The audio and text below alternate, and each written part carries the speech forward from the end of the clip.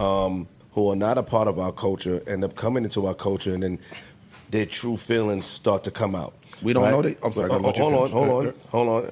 Because he started to say about how black men or how rappers treat their women, right? That means you knew this and you felt this way.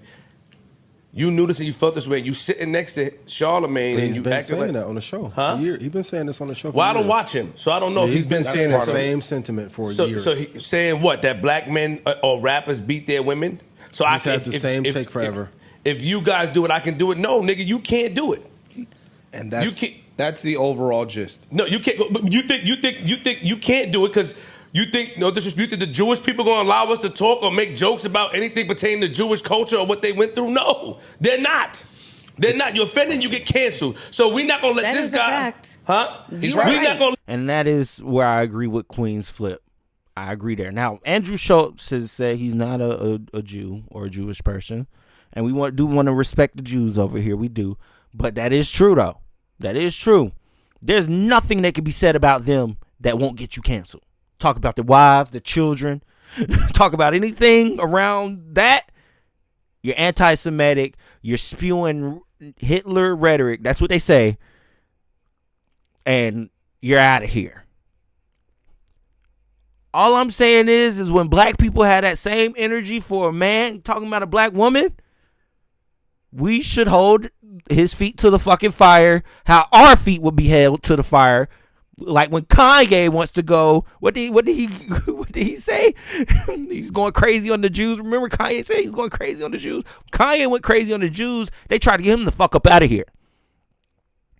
Now, Kanye is not a comedian, but I think the energy should be the same, in my opinion. But like I said, people have been making points that I kind of agree with. It's like, okay, well, he's just a comedian, Michael. Everybody gets it with him. Really doesn't mean it. I can agree with that. Let this guy sit down there and then say, okay, it's a joke. I'd rather him address Kendrick Lamar and make jokes based on that. But when you start addressing hip-hop and what hip-hop has did to the black woman and how we have not protected the black woman and start quoting quotes and shit like that, then, nigga, you spitting in our face. And also, I found the original clip. I sent it to Parks for him to play if he wants to play it. But, you know, the whole, the TikTok trend was called the black wife effect, just for specificity. But I found the clip for... I'm not disagreeing with Flip. I think two things could be true. Sorry. Mel, wow. It's YouTube. Shut up. I don't have premium. Fuck that shit. Holy shit. That was Mel, you got money, M4. Get that damn YouTube premium. Only people that shouldn't have YouTube premium is niggas that don't use YouTube. Only when they use it. If you use YouTube, you should have YouTube premium at this point. I know. 12 a month, but it's worth it. It's fucking worth it because them ads are crazy right now. They're insane. You just glow up the other culture. Yeah, so you'll see a guy who's had a black girlfriend, all of a sudden he's got buzz cut, like clean shape up. Glows up, bro. I like that. I like that. They shave their hair because they start losing it. Because they're so stressed being around this black girl complaining about shit all the fucking time. That's why they gotta shave their hair. Nah, bro. White guys with black girlfriends, they grow a beard because there's up. more cushion when they get slapped the fuck out of. That's hilarious. I think the black girlfriend effect. It might be a protective instinct, bro. You think? Yeah, that's not a glow up. Have you ever had black girlfriends? Yeah. Have you ever had white girls? Yeah. Oh wow. Okay. What's your favorite? Who is he sitting next to? I'll tell you my favorite. It's the milk chocolate, the dark chocolate. That's my favorite. I might be biased here, but hey, call me biased. I'm not making this about race. In London. They're all black? Yeah. Oh, really? We love them all. Yeah. That means white. Nah. I guess that to certain people there's a thin line between truth and joke. Right? I get Kendrick responding to that now. Yeah, that's not what Mel said. Yeah, but Mel said like they was complimenting the black woman. Yeah, but that's not complimentary. No. That's not. I was not saying that the conversation was complimentary. What I was saying was what the trend was. The trend was the black wife effect and how white guys look raggedy, and then when their black woman gets a swag hold them on, up. they Yeah, swag them up. gotcha, That was the trend, and that's what he's commenting on. And then he's basically alluding to the fact that the reason why they get the buzz cuts is because the stress of dating a black woman makes them lose their fucking hair. It's not fucking funny. And then the beard is to cushion them from like physical abuse. Saying that black women are abusive. And then these two yucky. Before you do that, let me just ask. I'm not defending, but I have to ask a question here. If a person don't like fucking Family Guy or South Park, where they shoot at everybody, you get what I'm saying? They don't. It's not. I don't take them as a racist or nothing like that because, all right, now it's a black joke. Because they do that. That's their form. If someone's form of comedy is offensive, let's be clear. There are some offensive jokes that are funny, regardless of how you look at it. If someone's form of comedy is being offensive and they're offensive to everybody, okay, I don't have a problem with that. I got a problem with the person who singles out, I'm only talking about this over here. Or I got a problem with the people that only have a problem when you talk about this over here. You're sitting next to one of the... That's my beef with a big personality on the radio of New York, a known personality. You're sitting next to him who champions black culture. That's number one. So sitting next to him, he gives you a cosign. By even sitting next to him, you have a certain cosign and acceptance into the culture. Second of all, it's like... that you might not deserve. You're cracking jokes about the black women, which is cool, but I'm saying that if it was the other way around, we're not allowed to do that, and we're going to get canceled and scrutinized. We're not allowed. Can I we have to protect. Of course, go. We got to protect our culture. That's how I feel. I don't like what I just heard, and what he said. That, me neither. I don't like what I heard, and his response to Kendrick. I wasn't mad initially because I'm like, okay, nigga, you playing around with a comedian, he's going to respond. But then when I hear how you really feel, how it rolls off the tongue, it hits different. You know what I mean? That's like having a friend that's been around you all the time. If I have a white friend all the time and I'm judging him based off of one thing, and then he just responds about all the negative connotations that black people deal with or that's attached to black people, I'm going to feel away. Nigga, you always felt this way. And you sat next to me pretending just because you had a goal in mind. That's how I would feel. Can I to go back to what you said about the acceptance and being allowed to be some level of a part of the culture. Who's to say that he ever wanted that? Big facts. That's true. And I'm just posing that question. First off, let me make it very clear. I don't fuck with nothing he said. I don't think none of the shit he said was... I don't fuck with that. So you think it's just us being typical and accepting anyone? I think yes. So I think he took advantage of a platform at a moment where he was not of the ilk and of the status of Charlemagne. He sat next to him and he somehow and he benefited from it. Benefited and became just as big, if not bigger. Let me ask you a question. And that's hold on, real quick. The other part I want to say is Imani making some points. Look, shout out to the Joelist pod, man. One, they were giving it up. Feel like Joe be telling them, nah, chill out. Let me give it up, and then y'all just play B mic. But as Flip is A mic, you had Ian Dunlap there. Shout out to Ian Dunlap. We're gonna get into his thoughts and opinions there next. You had Emanly, Ice-ish, M4. Shout out to M4. I think they did a great job without Joe, in my opinion. Now you can call me a Joe hater. You can call me a Joe hater if you want to. But I respect the Podfather. I understand what he brings. That's why I'm hard on him. I'm like, this is a fucking Podfather. I know exactly what Joe Budden used to do and did to get to the heights that he is at now. That's why I'm highly critical of how he is on that pod now. Because I'm like, this isn't the same Joe Budden. This is a new Joe Budden. And I understand the old Joe Budden didn't give a fuck, and this new Joe Budden for some reason cares. But I want the old Joe that didn't give a fuck and would fire a nigga on camera. That's the Joe I want. This new Joe, he's not firing anybody on camera. He ain't that real no more. He ain't that much of a boss OG no more. Those Podfather aura that he had, gone. Long gone. He's just a podder now. But shout out to them on the Joelist pod. But let's hear what Ian Dunlap had to say as well. Sure. That's a conversation we don't want to have. That's a real trouble. Because it gets too preachy. Cool. At the same time, Kendrick called Drake a pedophile for fucking 5 months, but the whole world got mad at a joke. Okay. About a man, another man. It's hypocritical. That's a good point. So what do I know? I can't disagree with that. That's a great point. But yeah, you're gonna get pot of the month. As I should. One and done, right? Man. And I fuck with Kendrick. I love Drake, but you turned this whole boy upside down over some personal shit that you got planning to do. And, dog, what the fuck are we talking about? That's true. That is exactly true. Hey, Drake. Listen, come on, man. It didn't have to get there. I don't think it was planning. That's true. That's true. It did not. It did not. I keep going back to that. We got here because of you, buddy. Stop. We wasn't trying to get here. We don't have to get personal. He said it on the record. It's a legend. I don't give a fuck what he said. And they had a convo, yo. Like, this is the part that I really don't like about that. You went on. I'm so tired of talking about Kendrick and Drake, but you went on Taylor Made using the Tupac AI and said, "Talk about him like in Young Girls." Okay, cool. I'm gonna talk about it now. You just didn't think it would blow up that way. Asking you shall receive. No, ice cooking. You did that. Shout out to the boy. At the end of the day, I know. I saw you. At the end of the day, the nigga basketball court. We got it. The nigga asked him how to do it, leave family out of it, and he didn't. And whether it was a plot, whether it was a plan, whether he knew that he was going to do it, accountability. Whether he had this, it's just the setup is what the setup is. You guys think it's a plan. I don't think it's a plan. I just think it's just something. Obviously, I can see there's layers to it. There's layers. Yes, I can see the layers that is presented, but I do understand what you're saying.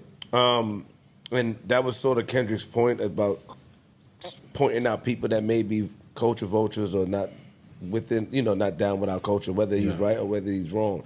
You know what I mean? And we can't really say that about Drake because Drake has been holding the culture on his back for so many years. So it's a preference at this point. And obviously it does look like Drake was railroaded when they show certain receipts, and it's unfortunate. But I 1,000% believe he was. Yeah, it's unfortunate, but we just. I'm gonna tell you, I believe so because he's been protected by that same label. For a while. Yes. Like you couldn't really diss Drake on certain records. Like Pusha T had a verse. Pusha T had a verse removed by Universal.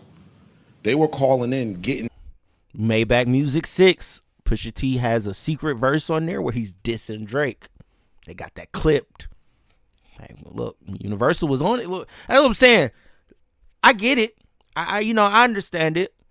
I understand Drake wanting to sue. Like I said that. Charlamagne has said that. Like niggas was saying that.